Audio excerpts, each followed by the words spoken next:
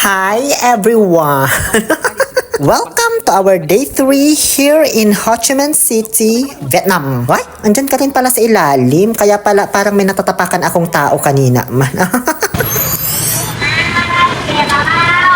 Ice candy daw na mabaho. Charot lang. Pasakay na pala kami ng bus ngayon papuntang Cu Chi Tunnel. Isa sa mga sikat na tourist attraction dito sa Ho Chi Minh City. Pero hindi siya located sa Ho Chi Minh ha. Babiyahe pa ng halos 2 oras. Kumbaga kabilang municipality na ganon. Kaya ayun, maaga kami umalis. Actually 7:30 dapat yung sundo namin. Medyo na late lang. Maaga man kasi nagigising mga tao dito. Pati mga tindahan ang aga magbukas. Dahil mahaba yung biyahe, syempre magkukwento muna yung tour guide. Tungkol sa history ng Vietnam War, kung bakit ginawa nila yung Cu Chi Tunnel, ganyan. Di man ako nakinig masyado kaya di ko man maintindihan yung ibang accent nila.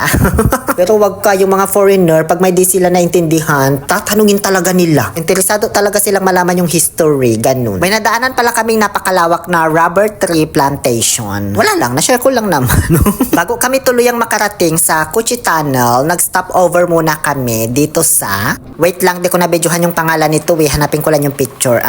Ayan, Lam Phat Company Handicapped Handicrafts. Isa itong government company na itinatag noong 1976 right after the war noong 1975 para sa mga handicapped. Mga naging biktima ba ng war na hindi na makapagtrabaho ng maayos, like naputulan ng paa, ganon. Binigyan sila ng work, ito yun, gumagawa sila ng mga handicraft, paintings, ganyan. Pero ngayon, sabi nung babae na nag-explain sumakabilang buhay na syempre yung mga biktima. Kaya ang mga nagwo-work na ngayon dito ay mga handicapped pa rin, pero mga modern na, hindi na biktima ng war. Like pipi, lumpo, ganon. So, bali na-explain sa amin dyan ng babae yung proseso ng paggawa nitong mga handicraft. Yung iba made of eggshell, made of oyster shell, ganon. Tapos parang ginagawa nilang mosaic. And then pinapakinis, ganyan. Basta mahabang proseso ito. Yung hawak ng babae na ganyang kalaki, inaabot daw yan ng 2 months bago tuluyang matapos. Ganon kahirap gawin. May nakita pala akong worker nila na pogi. Kaso, nung pagbalik ko para mag-selfie sana kami, umalis na. Nag-break na yata siya. So, bali ito pong mga nakikita nyo sa labas na mga handicrafts. And authentic po lahat ng to. Hindi pa talaga ito yung original na gawa nila. Dahil yung mga original po na gawa nila ay nasa loob ng showroom. Diyan po at hindi na pwedeng mag-video or mag-picture pagpasok dyan. Kasi pinoprotektahan po nila yung copyright at ayaw nilang gayahin ng iba yung mga designs nila. Ganyan sila kahigpit. At sobrang gaganda talaga guys ng mga handicrafts dyan sa loob nung pagpasok ko. Medyo pricey nga lang, nasa 1,000 pesos yata yung pinakamura, ganun. Ngayon, andito na po kami sa entrance papuntang Cu Chi Tunnel. After almost 2 hours ng biyahe. Bale, 300 dong pala ang bayad sa tour na to, lahat-lahat na. Nasa 600 plus pesos lang. Kasama ng sasakyan, entrance fee at may pamerienda pa. Sa bungad, i-explain muna ng tour guide kung paano ba yung architectural design ng tunnel. Madaming chamber yan, may lutuan, may pagamutan, may tulugan, ganun. May mga ventilation din yan para makahinga sila. Basta sobrang nakakabilib talaga yung pagkagawa nila dyan. Unang pinuntahan namin ay itong main entrance ng tunnel. Ito talaga yung pasukan ng mga sundalo, civilian, ganyan. Sobrang liit lang talaga, tapos hindi kasya pag isasabay mo yung kamay mo, dapat nakataas pag pumasok ka sa loob. Hindi rin kasya ang chubby dyan, kasi sabi nila, nung panahon daw ng Vietnam War, wala na masyadong makain yung mga Vietnamese. Kaya ang papayat daw nila, pati yung mga sundalo. Kaya saktong-sakto lang sa kanila yung ganyan kakipot na daanan. Kaya kung sakaling makita rin ng mga Amerikano yung lagusan na yan, di rin sila kasya kung malalaki katawan nila, diba? Pero Diyos ko, mahahanap pa ba nila yung ganyang lagusan?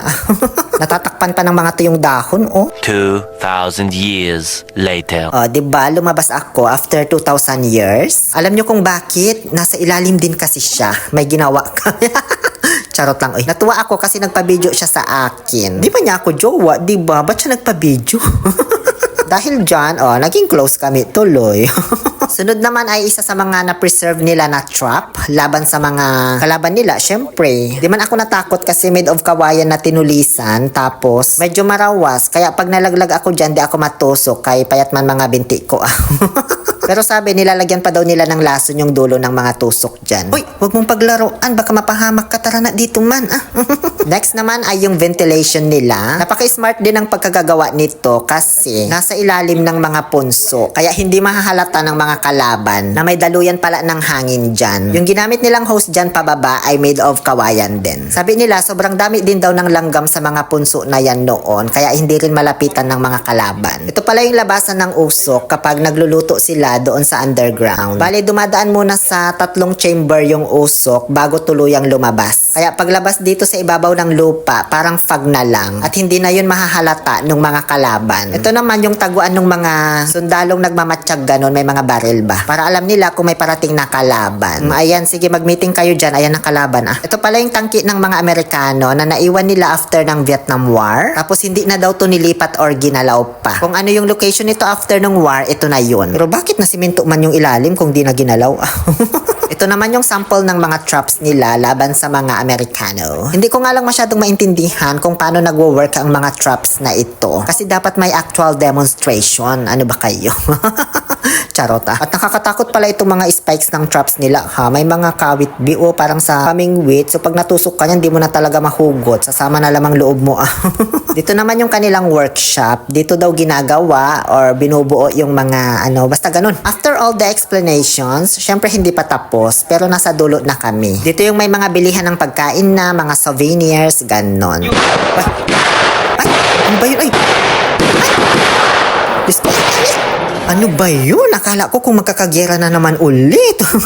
Nasa sports shooting range ba yung tawag dito? Basta mga baril-barilan. Ayokong itry kasi takot ako sa barrel. Pero nung nakita ko tong mga mag-shooting, parang gusto ko naman ng maging target nyo. Oy, pabalik na kami after magmerienda doon sa may shooting-shootingan. Hindi ko alam kung ano to. Pero malamang daanan na naman to papunta doon sa underground city. Ito naman na yung entrance para doon sa mga gustong subukan na baybayin yung tunnel.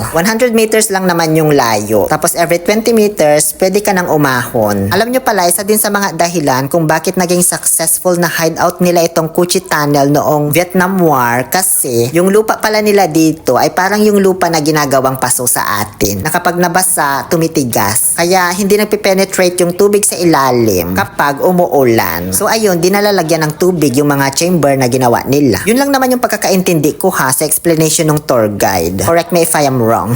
Hindi ko alam kung may nakatapos na nung 100 meters nito na walang ahonan. Kasi ako nasa 40 meters pa lang yung nagapang ko. Diyos ko, umahon na ako, B. Parang di na kasi talaga ako makahinga. Guys, Diyos ko. And then, sumubok lang ulit kami ng another 10 meters. Napilitan lang naman ako kasi kasama yung French. Thank you so much, sir. Nice meeting you po. Punta daw siya Pilipinas. Maybe next month, sabi niya. O, diba? Shout out po pala sa lahat ng mga kasama ko dito sa Vietnam na mga teachers from Antique. After naming mag-crawl-crawl doon sa tunnel, pinamerienda kami ng nilagang kamoting kahoy na may masarap na sausawan. Ayoko i-reveal yung ingredients ng sausawan kasi i-vlog ko yan soon, baka maunahan na ako. After ng tour, may pasini pa sila. Ayan oh. Di naman ako nanood kaya medyo boring. Yun lang, dito na po natatapos ang aming Cu Chi Tunnel adventure. Muli ito po ang inyong Happy Pill Oliver Castro na nagsasabing no to toxicity, let's make people happy.